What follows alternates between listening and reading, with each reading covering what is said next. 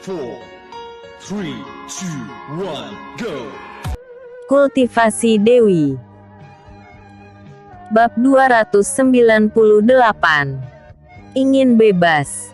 Wong Li merasa jika dirinya lebih kuat dari sebelumnya. Dia tidak ingin kembali menjadi manusia hijau lagi. Tetua Jung, aku ingin bergabung bersama manusia ini. Aku merasa tubuhku menjadi lebih kuat setelah terbebas dari racun yang menguasai tubuhku. Wong Li menegaskan jika dirinya telah baik-baik saja dan memutuskan untuk masuk ke dalam bahaya. Aku tahu ini melanggar larangan, tetapi aku telah mengambil keputusan. Kami pasti bisa menemukan jalan keluar dan hidup normal setelah ini. Imbu Wong Li yakin. Tetua Jung merasa bimbang.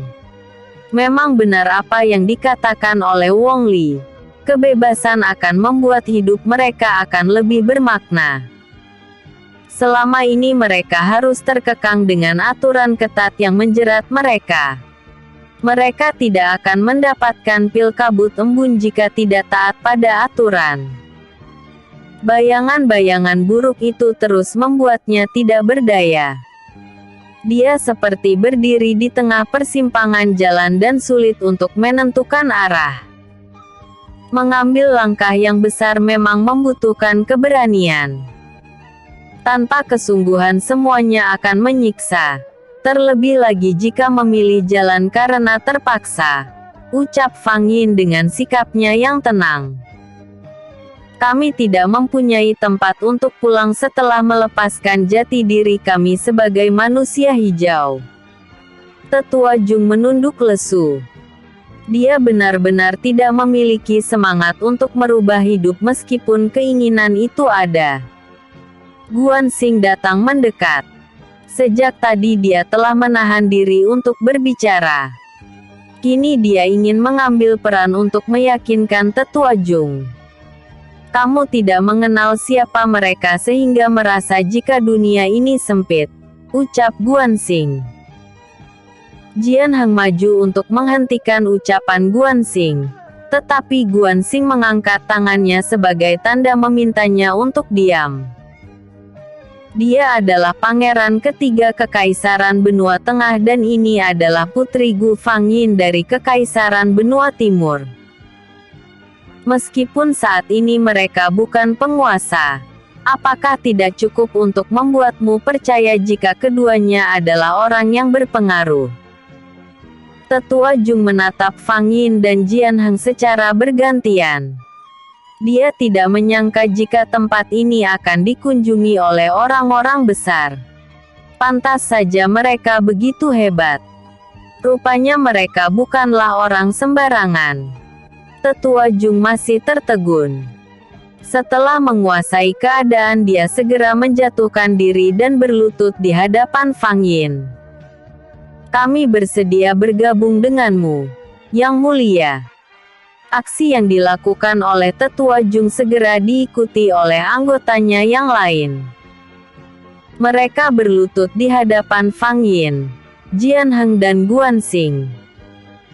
Apapun resikonya, mereka berjanji untuk tidak akan berkhianat. Manusia hijau yang telah mati menghilang secara misterius. Hal ini biasa terjadi di tengah-tengah mereka.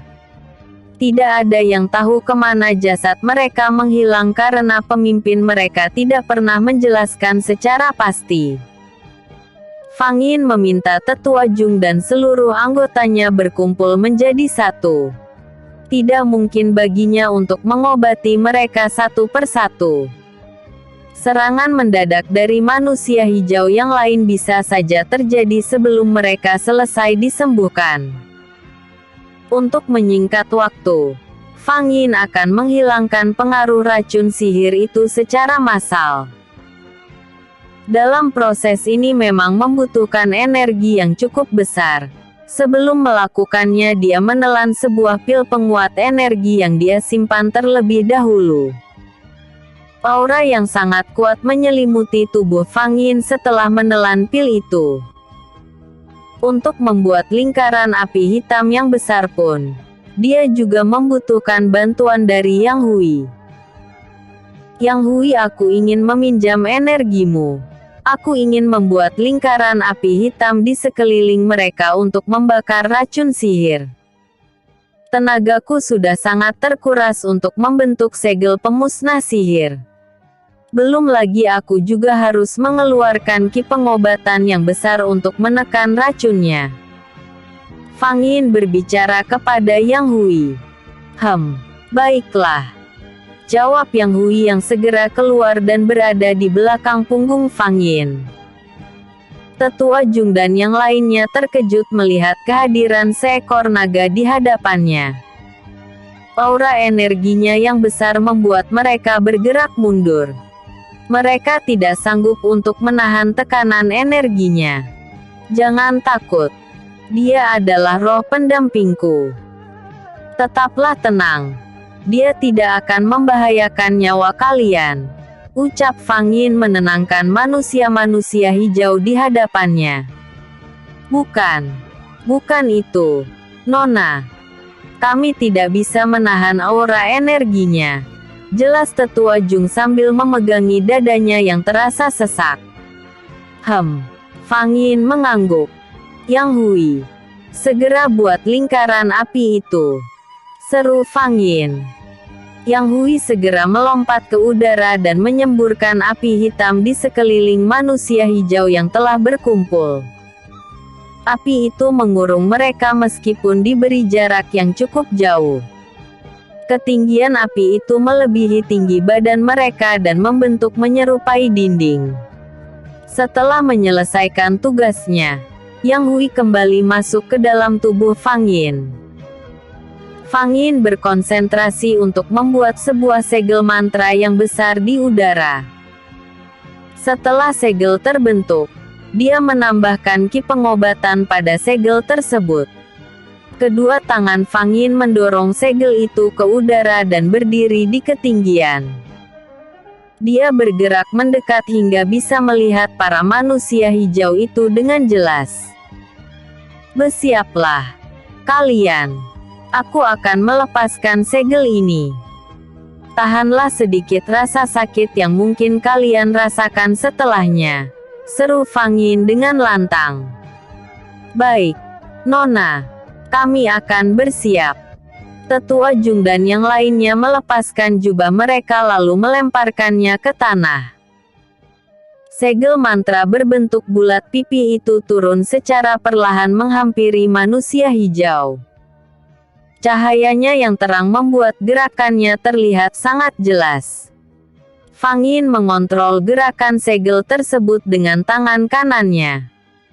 Setelah berada tepat di atas tubuh manusia hijau dan menjangkau seluruhnya, segel itu dia lepaskan secara perlahan. Tetua Jung dan yang lainnya terlihat sudah lebih siap sehingga tidak berteriak seperti Wong Li. Mungkin juga kebersamaan mereka dalam menjalani pembebasan racun sihir ini membuat mereka merasa lebih kuat. Api hitam yang mengurung mereka menyambar uap racun sihir yang keluar dari tubuh mereka. Udara panas dari api hitam membuat mereka berkeringat. Perlahan tapi pasti, kulit mereka yang semula berwarna hijau mulai memudar dan kembali normal. Semua rasa sakit yang mereka rasakan sebanding dengan apa yang mereka dapatkan. Tubuh mereka menjadi lebih sehat dan segar setelah seluruh racun sihir itu keluar. Segel mantra yang menyelimuti tubuh mereka menghilang setelah berhasil membersihkan seluruh racun sihir. Melihat hal itu, Fang Yin segera memadamkan api hitam di sekeliling mereka. Mereka semua bersorak senang dan merasa menjadi manusia yang bebas. Nona, apakah kami masih bisa terkena racun hijau itu setelah ini? Tanya Tetua Jung serius. Tentu saja, kecuali. Fang Yin sengaja menggantung kalimatnya. Apa yang harus kami lakukan agar tidak terpengaruh oleh racun itu lagi, Nona? Benar, Nona. Kami merasakan tubuh kami seperti terlahir kembali. Setelah ini kami tidak ingin menderita lagi. Iya, benar. Kami tidak ingin kembali menjadi manusia hijau lagi. Para manusia hijau terlihat sangat bersemangat. Tubuh mereka terasa ringan dan lebih segar dari sebelumnya. Mereka tidak ingin kembali lagi menjadi manusia hijau lagi dan menjadi budak penguasa Bukit Giok Hitam. Fang Yin menjelaskan kepada mereka semua tentang bagaimana cara untuk melindungi diri mereka dari pengaruh racun sihir. Selain menghindari kontak langsung dengan manusia hijau, mereka juga harus melindungi tubuhnya dengan lapisan energi yang mampu menghalangi racun itu agar tidak masuk ke dalam tubuh. Mereka terlihat tidak mengerti. Andai mereka memiliki energi itu, mungkin sudah sejak lama mereka gunakan. Namun, pada kenyataannya mereka tidak bisa melakukannya. Aku memiliki segel pengendali jiwa. Tetapi segel ini memiliki keterikatan yang kuat dengan diriku. Jika kalian bersedia berada di bawah naunganku, maka aku akan membagi energi perlindungan ini ke dalam setiap segel yang aku berikan. Jelas Fang Yin. Tetua Jung maju ke depan dan memperhatikan wajah Fang Yin dengan teliti. Dia merasakan ada aura naga yang kuat dan kemampuan tak biasa di dalam tubuh Fang Yin. Hingga detik ini, dia belum menyadari jika wanita di hadapannya itu adalah seorang Dewi Naga. Nona, bolehkah kami tahu tentang siapa Anda sebenarnya? Tanya Tetua Jung setelah tidak menemukan jawaban atas semua rasa penasarannya. Demi mendapatkan apa yang dia inginkan, Fang Yin tidak boleh berbohong. Dia harus mengatakan siapa dirinya dan tujuan kedatangannya ke daratan utara. Mungkin saja mereka tahu tentang batu giok yang berbentuk lonjong yang dia cari. Tetua Jung dan yang lainnya begitu terkejut ketika mendengar bahwa wanita yang ada di hadapannya adalah seorang Dewi Naga. Meskipun belum memiliki wujud sempurna, mereka telah merasakan kekuatannya yang luar biasa. Tempat di mana mereka berada saat ini adalah sebuah ruang dimensi yang menjadi pagar pembatas antara Bukit Giok Hitam dengan dunia luar. Tetua Jung menjelaskan jika ras manusia hijau tidak akan bisa keluar dengan selamat dari Bukit Giok Hitam jika mencoba menerobos keluar dari dimensi ini. Formasi perlindungan yang sangat kuat berbentuk setengah bola ini sulit untuk ditembus. Pernah suatu ketika rombongan manusia hijau ingin menerobos melalui udara. Mereka mati terbakar sia-sia karena formasi pelindung ini begitu kuat. Hanya orang-orang yang memiliki token khusus yang bisa pergi ke dunia luar. Tetua Jung sendiri hanya bisa mencapai dimensi ini saja dan tidak mampu melewati formasi pelindung.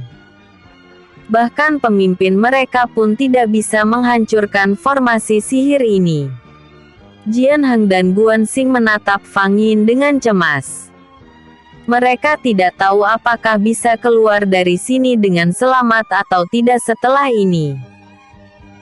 Fang Yin menangkap kegelisahan di wajah mereka lalu berkata, "Aku telah menyerap pembuka formasi 9 matahari. Tidak ada yang perlu ditakutkan. Jika aku berhasil membuka kitab 9 naga bintang 9 maka formasi 9 matahari yang berada di istana kekaisaran benua timur akan terhubung dengan diriku. Kita lihat saja seberapa kuat formasi ini." Fang Yin memberikan teka-teki meskipun sudah sangat jelas jawabannya. Tetua Jung semakin mempercayai Fang Yin. Dia berharap setelah ini mereka bisa kembali hidup dengan normal. Namun, wajahnya masih menunjukkan sebuah kegelisahan. Setelah ini akan ada upacara tumbal darah di mana seluruh ras manusia hijau harus meneteskan darahnya pada sebuah batu. Upacara ini telah diadakan sejak ratusan tahun yang lalu tanpa diketahui apa tujuannya. Menurut pemimpin mereka, ini adalah ritual penghormatan pada arwah leluhur. Bagi siapapun yang menolak maka tidak diberikan pil kabut embun untuk mereka. Kita akan menghadiri ritual itu. Aku yakin kita bisa mengatasi masalah yang akan kita hadapi. Fang Yin merasa penasaran dengan siapa dalang di balik kejadian buruk yang dialami oleh manusia-manusia hijau ini. Dia yakin jika orang itu adalah seorang penyihir yang sangat hebat. Jian Heng dan Guan Xing memiliki keberanian yang sama dengan Fang Yin. Mereka tidak takut akan tantangan yang tidak bisa mereka bayangkan sebelumnya. Keduanya telah berjanji pada diri mereka sendiri untuk tetap menemani Fang Yin hingga berhasil mendapatkan apa yang dia inginkan. Fang Yin meminta Tetua Jung dan seluruh anak buahnya untuk menerima segel pengendali jiwa. Segel itu dibuat pada pergelangan tangan kiri mereka. Setelah menerima segel itu, mereka mengenakan jubah dan tetap berpenampilan seolah-olah masih menjadi manusia hijau. Fang Yin, Jian Heng dan Guan Xing berpura-pura menjadi tawanan mereka dalam posisi terikat. Ketiganya bersikap seperti layaknya orang bodoh yang tidak memiliki kemampuan untuk berkultivasi. Di belakang mereka Tetua Jung dan seluruh anggotanya menggiring ketiganya meninggalkan dimensi pembatas menuju ke Bukit Giok Hitam. Keadaan di malam itu sangat gelap, tetapi ada sebuah cahaya yang sangat terang memancar ke langit. Cahaya itu berasal dari tempat ritual tumbal darah itu berlangsung. Tetua Jung merasakan ada hal yang berbeda setelah menjadi manusia normal. Aura negatif yang kental terasa di sekeliling mereka selama dalam perjalanan menuju ke Bukit Giok Hitam. Bersambung. Bab 299. Kebangkitan Dewi Qin Gongni. Mereka berjalan melewati jalur udara.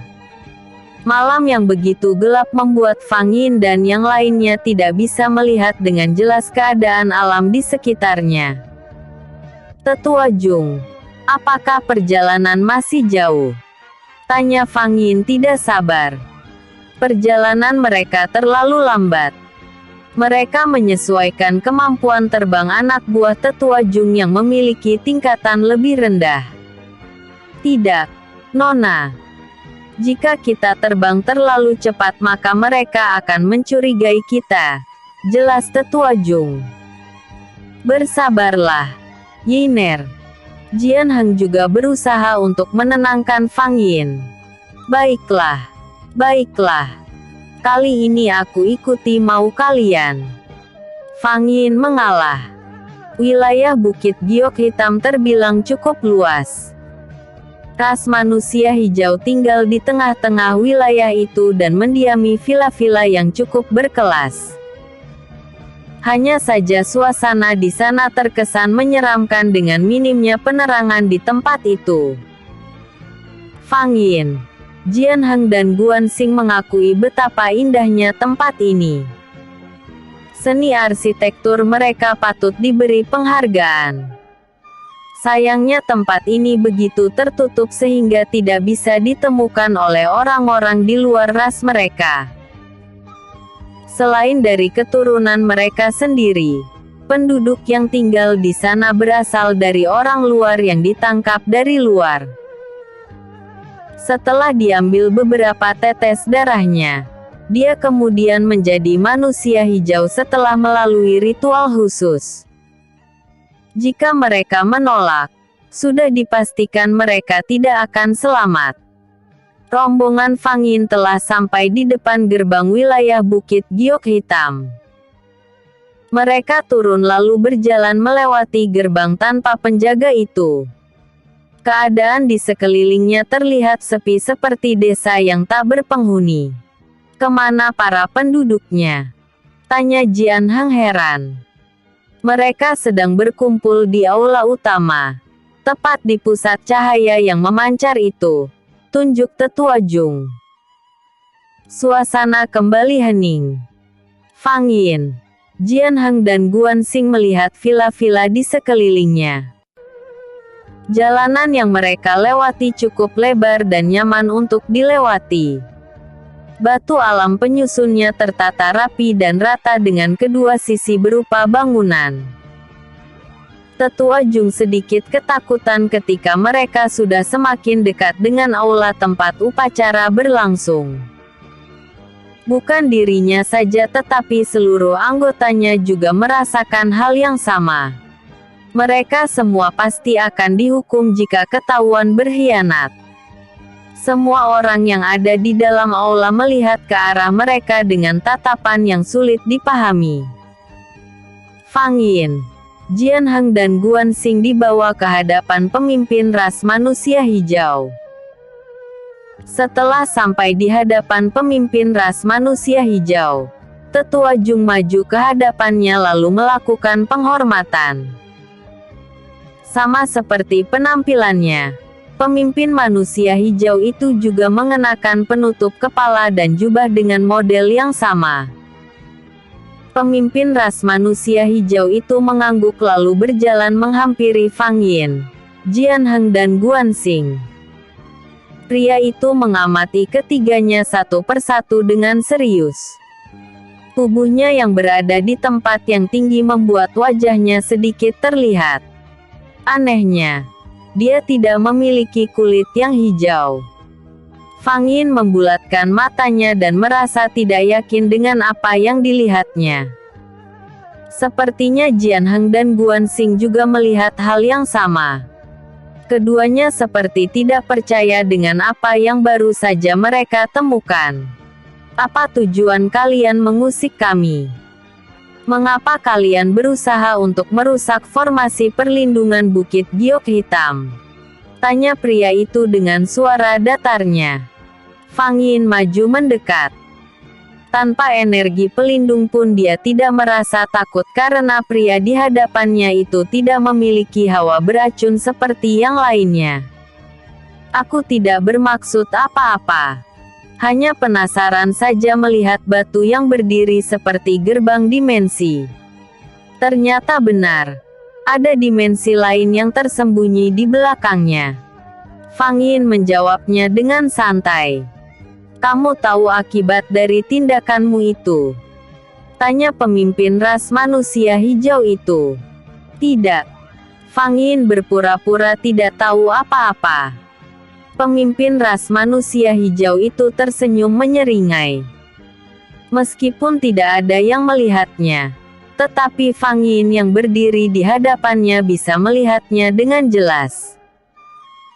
Kalian selamanya akan terjebak di sini dan tidak akan bisa kembali ke rumah kalian, ucapnya penuh percaya diri. Fang Yin juga tersenyum di balik cadarnya. Dia menganggap semua yang dikatakan pria itu adalah omong kosong. Selain dirinya mungkin akan ketakutan mendengar ancamannya. Namun, bagi Fang Yin ini adalah sebuah tantangan yang harus dia taklukkan. Sedikit mengerikan juga, tapi aku tidak takut. Tempat ini tidak terlalu buruk. Lumayanlah untuk liburan barang seminggu. Fang Yin melihat-lihat ke sekelilingnya sehingga terkesan main-main. Pemimpin ras manusia hijau itu terlihat kesal. Tetapi dia tidak memiliki banyak waktu lagi untuk bersantai. Ritual tumbal darah akan segera dilakukan. Semua penduduk Bukit Giok Hitam harus ikut andil di dalamnya. Orang-orang mulai berbaris untuk menanti giliran. Ada juga bayi dan anak-anak yang berada di dalam gendongan ibunya. Sesekali tangis ketakutan mereka terdengar memilukan. Fang Yin tidak tahan mendengarnya. Hentikan. Fang Yin berteriak sangat kencang. Semua orang berpaling menatapnya. Wajah Jian Heng terlihat sangat pucat karena dia sangat tahu sifat kekasihnya itu. Meskipun dia sosok yang kejam di mata musuh-musuhnya, tetapi dia memiliki sisi yang lembut, terutama terhadap anak-anak. Tetua Jung terlihat kebingungan. Akan ada kekacauan besar jika sampai Fang Yin membuat masalah di sana. Ritual ini telah berlangsung selama ribuan tahun dan tidak ada yang berani untuk mengganggu atau menghentikannya. Pemimpin ras manusia hijau yang hampir mencapai altar pun menghentikan langkahnya.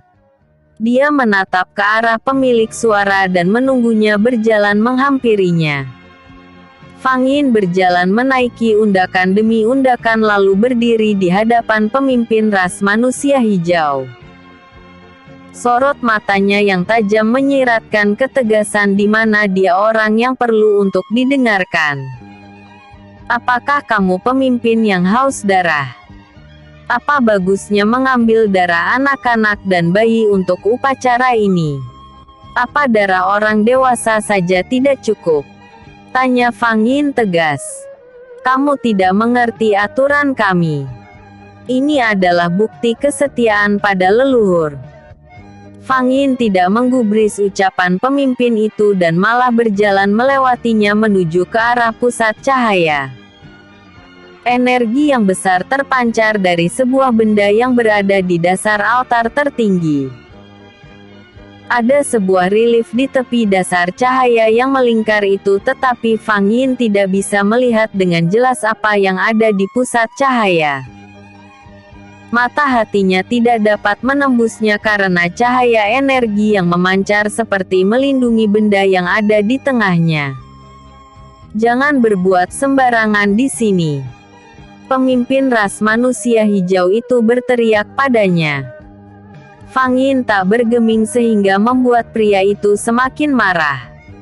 Tangan kanannya mengeluarkan pedang energi dan bersiap untuk menyerang. Saat pedang itu diayunkan ke arah Fang Yin, dia melompat ke atas. Gerakan pemimpin ras manusia hijau begitu cepat sehingga membuat Fang Yin merasa kewalahan untuk menghindari serangannya.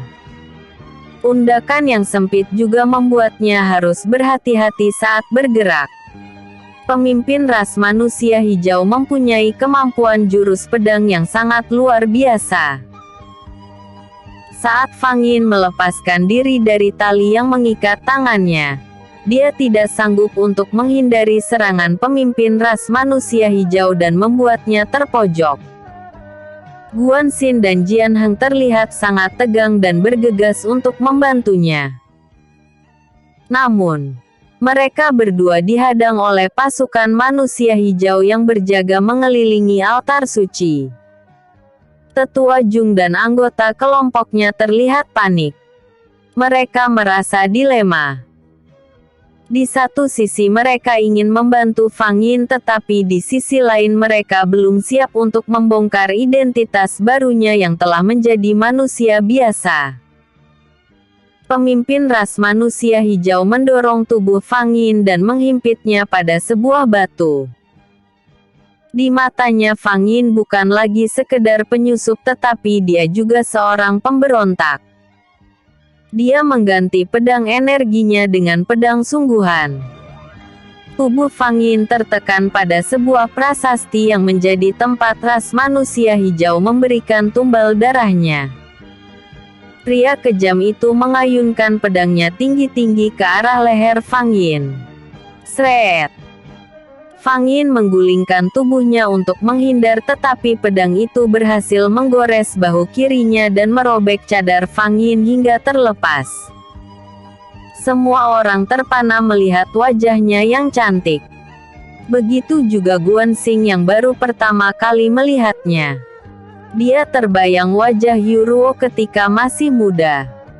Keduanya sangat mirip meskipun Fang Yin sedikit lebih cantik darinya. Tangan kanan Fang Yin memegang bahu kirinya yang terluka dan menghentikan pendarahannya. Ki penyembuhnya membuat luka yang tidak terlalu dalam itu menghilang. Saat semua mata menatap Fang Yin penuh kekaguman, pemimpin ras manusia hijau melihat sesuatu yang aneh dari prasasti kuno yang ada di hadapannya. Dia mengabaikan teriakan kekaguman yang memekikkan nama Fang Yin dan menyebutnya sebagai seorang dewi. Pemimpin ras manusia hijau mundur beberapa langkah ketika prasasti itu mengeluarkan cahaya menyilaukan berwarna putih terang setelah menyerap darah Fang Yin. Fang Yin yang berdiri melayang di atas altar suci pun terkejut ketika melihat batu hitam yang terkena tetesan darahnya menyala. Tetua Jung tidak menceritakan tentang hal ini padanya sebelumnya. Pemimpin ras manusia hijau berjalan mundur menuruni altar suci dan berdiri di dalam barisan para tetua yang maju mengelilingi altar itu. Mereka tidak melakukan apapun. Ada sekitar 11 orang termasuk tetua Jung yang berbaris melingkar. Sebuah tawa melengking membuat semua orang bertanya-tanya. Dari prasasti yang menyala itu keluarlah seorang wanita bermahkotakan ratusan ular dengan wajah yang mengerikan. Tubuhnya yang tidak mengenakan pakaian lengkap menampakkan kulitnya yang berwarna hijau. Di dalam legenda ras manusia hijau, dia adalah Dewi Qin Gongni. Dia adalah leluhur ras manusia hijau yang mereka nantikan kebangkitannya. Acara ritual tumbal darah bertujuan untuk mencari pemilik darah dewi. Namun, manusia hijau tidak tahu niat jahat pemimpin terdahulu yang membuat aturan ini. Qin Yusang memberikan penghormatan yang setinggi-tingginya kepada Dewi Qin Gongni. Pemimpin ras manusia hijau yang bernama Qin Yusang itu berlutut memberi hormat diikuti oleh seluruh tetua yang berbaris di sampingnya. Dewi Qin Gongni membalas hormat mereka dengan kibasan tangan lalu melompat ke atas dan berdiri sejajar dengan Fang Yin. Matanya yang bulat dan berwarna kemerahan menatapnya tajam. Dia menyeringai di hadapan Fang Yin dan memperlihatkan gigi-giginya yang runcing dan tajam. Lidahnya yang bercabang menjulur keluar ketika mereka berada di dalam jarak yang cukup dekat. Aku menyukai tubuh dan wajahmu. Aku ingin mengambilnya sebagai wadah karena tubuh ini terlihat begitu menakutkan. Qin Gongni mengulurkan tangannya yang berkuku panjang dan tajam hendak menyentuh Fang Yin. Fang Yin mengeluarkan aura energinya yang membuat Qin Gongni bergerak mundur. Aura energinya terus bertambah kuat hingga menerobos ke tingkat lanjut. Cahaya yang keluar dari puncak altar suci menyumbangkan esensi yang besar untuknya. Wajahnya yang bersinar juga aura yang pekat di tubuh Fang Yin menunjukkan jika dirinya saat ini telah mencapai ranah dewi tingkat dasar. Gelombang energi yang keluar dari tubuhnya membuat penghuni ruangan itu menepi. Mereka tidak sanggup menahan aura energi yang membuat mereka tertekan. Di ruangan itu hanya tersisa segelintir orang saja termasuk Guanxing, Jian Heng, Tetua Jung dan Qin Yusang. Mereka memiliki energi yang cukup untuk bisa berdiri tegak meskipun aura energi Fang Yin terus menekannya. Qin Gongni tidak tinggal diam. Dia tidak ingin kalah dan menunjukkan energi yang dia miliki. Sebelum dia terkurung di dalam prasasti, dia telah mencapai ranah dewi tingkat menengah. Namun, saat ini ranah kultivasinya menurun hingga ke ranah surgawi tingkat menengah. Untuk mencapai kesempurnaan, Qin Gongni membutuhkan wadah baru untuk kelangsungan hidupnya dalam jangka panjang. Jika dia berhasil mendapatkan tubuh Fang maka dia akan hidup abadi sebagai seorang dewi. Baiklah. Jika kamu tidak bisa memberikan tubuhmu dengan sukarela maka aku akan merebutnya dengan paksa. ucap Qin Gongni begitu percaya diri. Lihat saja. Semuanya tidak akan mudah seperti bagaimana kamu bicara. Aku tidak selemah yang kamu pikir. Mata Fang Yin berkilat tajam. Wanita iblis di hadapannya ini telah memperbudak ratusan manusia selama ribuan tahun. Untuk menjaga agar jiwanya tetap hidup ketika dikurung di dalam prasasti, dia rela menyerap energi murni manusia dengan racun sihir yang dia tanam di tubuh mereka. Setiap kali dia merasa lapar, dia bisa menghisap energi jiwa mereka. Darahmu begitu manis dan penuh energi. Setetes saja sudah mampu membangkitkan diriku dan menghancurkan sihir yang mengurungku. Aku tidak akan pernah membiarkanmu lepas. Fang Yin merasakan adanya hal yang aneh ketika melihat manusia-manusia hijau terus berjatuhan.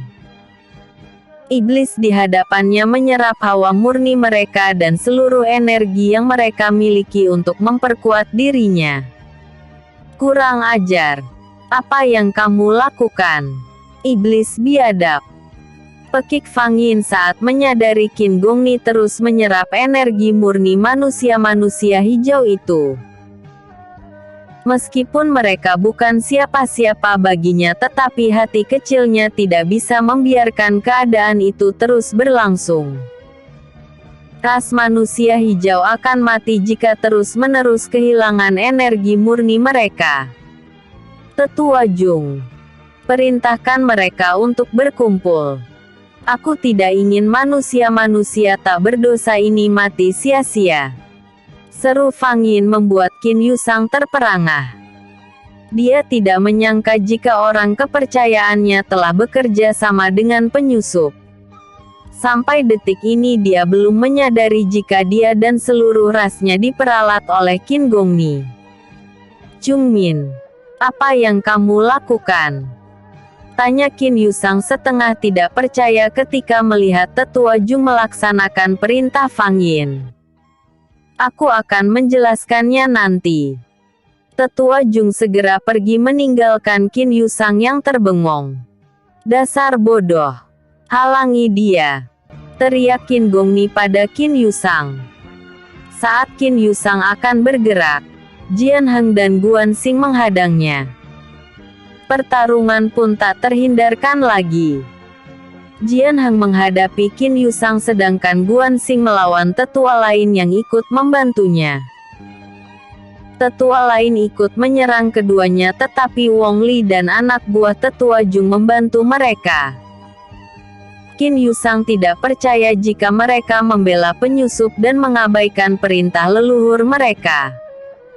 Apa yang sudah dilakukan oleh orang-orang ini? Kalian telah diracuni dengan idealisme mereka dan meninggalkan ajaran leluhur kita, ucap Qin Yusang di sela-sela pertarungannya melawan Jian Heng. Dia berharap anak buah Tetua Jung yang merupakan prajurit pilihan akan kembali berpihak padanya. Sayangnya mereka lebih senang dengan keadaannya yang sekarang. Kami tidak ingin diperbudak oleh iblis itu dan menyerahkan energi murni kami padanya, jawab Wong Li yang terlihat lebih kuat dari sebelumnya. Dengan penuh percaya diri dia melemparkan jubah dan penutup kepalanya. Tubuhnya yang sudah tidak berwarna hijau membuat orang-orang yang berada di sekelilingnya terperanjat. Di sisi lain, Fang Yin membuat segel pemusnah racun sihir dan melemparkan pada sekumpulan manusia hijau yang telah berkumpul. Tanpa diminta, Yang Hui datang dan membuat lingkaran api hitam yang sangat besar. Para tetua yang melihat hal ini segera menghentikan serangannya. Mereka memiliki rahasia besar tentang pemilik api hitam ini, yaitu orang dalam ramalan kitab kuno. Qin Gongni mencium ada yang tidak beres dari perubahan sikap para tetua. Sebagai iblis yang telah hidup selama ribuan tahun, dia tahu betul apa yang ada di pikiran mereka. Ramalan tentang kedatangan seorang anak manusia pembawa api hitam yang akan membawa perubahan besar bagi ras manusia hijau. Sebelum Qin Gongni tersegel di dalam batu prasasti, dia telah menanamkan racun sihir yang sampai sekarang masih terus berkembang. Selain itu dia juga mencuci otak mereka agar membuat ritual tumbal darah sebagai penghormatan. Padahal semua itu dia tujukan untuk membangkitkan dirinya. Semua ramalan itu kini menjadi nyata dengan datangnya Fang Yin. Namun, kebodohan manusia hijau yang telah diracuni pikirannya membuat dirinya pun ikut bangkit. "Hentikan!" seru salah satu tetua yang memiliki usia paling tua di antara mereka. Pertarungan antara Qin Yusang dan anggota dari pasukan tetua Jung pun terhenti. Mereka tidak berani membantah perintah tetua Ming. Dia adalah orang yang tahu banyak tentang kitab kuno dan kisah-kisah leluhur. "Tetua Ming, apa yang sebenarnya terjadi?" tanya Qin Yusang. Sebenarnya dia sudah merasa ada yang tidak beres dengan kebangkitan Qin Gongni, tetapi dia tidak tahu tentang apa yang sebenarnya terjadi. Qin Yusang merupakan keturunan ke-100 dari pemimpin ras manusia hijau terdahulu. Dia memiliki tubuh unik yang kebal terhadap berbagai racun dan sihir karena memiliki tulang kaisar serigala. Keadaan ini juga tertulis di dalam ramalan kuno yang menyatakan akan ada perubahan besar pada masa kepemimpinan manusia bertulang kaisar serigala. Sepertinya selama ini kita telah tertipu. Jung Min berada di pihak yang benar dan kita berada di pihak yang salah. Jerit kesakitan dari penduduk Bukit Giok Hitam yang mulai terbebas dari racun sihir terdengar bersahutan. Hal itu membuat Qin Yusang tidak mempercayai ucapan tetua Ming. "Benar apanya, tetua? Apa kamu tidak mendengar jeritan siksaan dari mereka? Saat ini mereka telah terkurung oleh api abadi wanita iblis itu." Qin Yusang menghardik tetua Ming. "Mereka sedang dibebaskan dari racun hijau yang telah mendarah daging di tubuhnya." Qin Yusang menatap tetua Ming tak percaya lalu melihat ke atas di mana Fang Yin dan Qin Gongni sedang bertarung. Tubuh kedua wanita itu terlihat tenang. Hanya energi yang keluar dari tangannya saja yang saling dorong.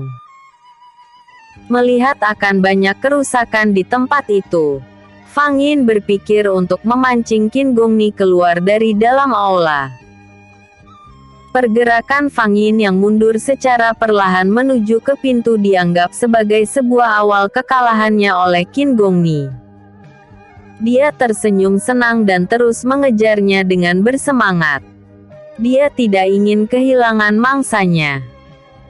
Jian Heng, Guan Xing dan para tetua mengikuti pergerakan Fang Yin dan Qin Gongni yang keluar dari aula itu. Mereka tidak ingin melewatkan pertarungan keduanya. Di luar aula, Fang Yin merasa lebih leluasa untuk bergerak. Dia terus memancing Qin Gongni untuk menjauh dari pemukiman penduduk. Melihat villa-villa yang indah di sana, dia merasa sayang jika melihatnya hancur. Tetua Jung, Wong Li dan anggotanya membantu para penduduk yang telah terbebas dari racun sihir. Api hitam Fang Yin telah mulai mengecil dan perlahan padam. Yang Hui telah memperhitungkannya dengan baik sehingga api itu padam ketika segel pemusnah itu telah lenyap. Ras manusia hijau telah musnah. Kini mereka telah kembali hidup normal sebagai manusia biasa. Banyak yang mereka pertanyakan pada tetua Jung. Wong Li dan yang lainnya pun ikut menjelaskan tentang siapa Fang Yin dan kedua rekannya tersebut. Mereka begitu antusias menyambut orang dalam ramalan yang akan membebaskan mereka dari penjara iblis ini. Salah seorang dari mereka telah berusia sangat renta berjalan meninggalkan barisan. Tetua Jung dan yang lainnya melihatnya, tetapi mereka tidak berani bertanya. Pria tua itu pergi ke altar suci dengan langkah yang pelan. Tidak ada yang tahu dengan apa yang akan dilakukan oleh kakek tua itu. Melihatnya berjalan sangat lambat saja sudah membuat mereka tidak sabar. Di tempat Fang Yin berada, pertarungan masih berlangsung. Dengan keadaan yang leluasa, dia lebih mudah memberikan serangan-serangannya pada Qin Gongni. Beberapa kali dia berhasil membuat iblis itu muntah darah. Yang Hui terlihat sangat bersemangat.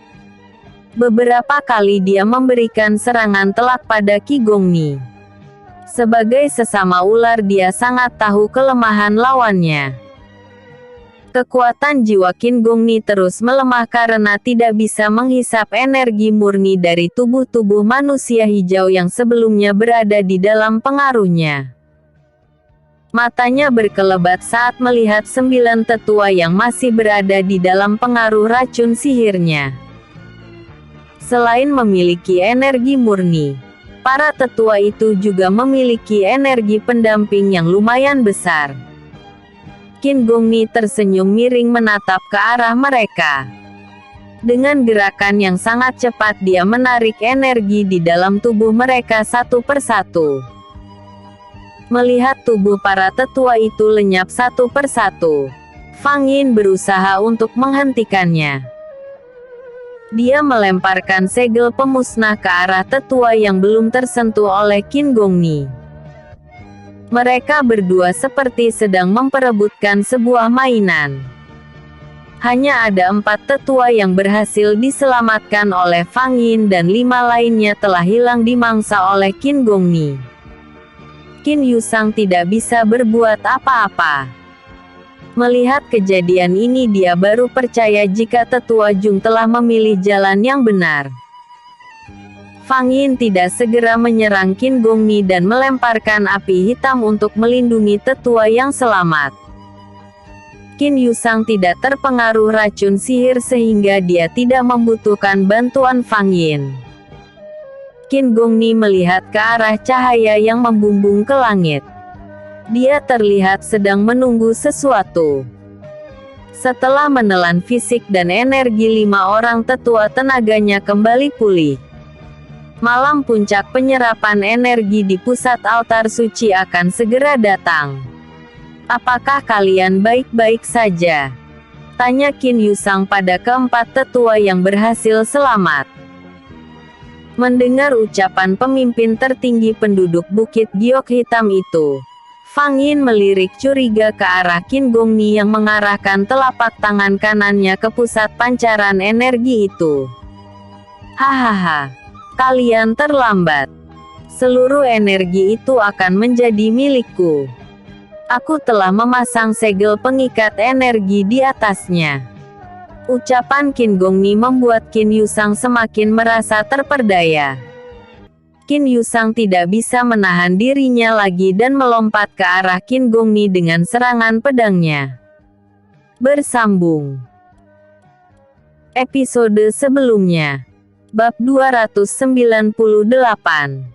Ingin bebas. Episode berikutnya. Bab 300. Giok Hitam.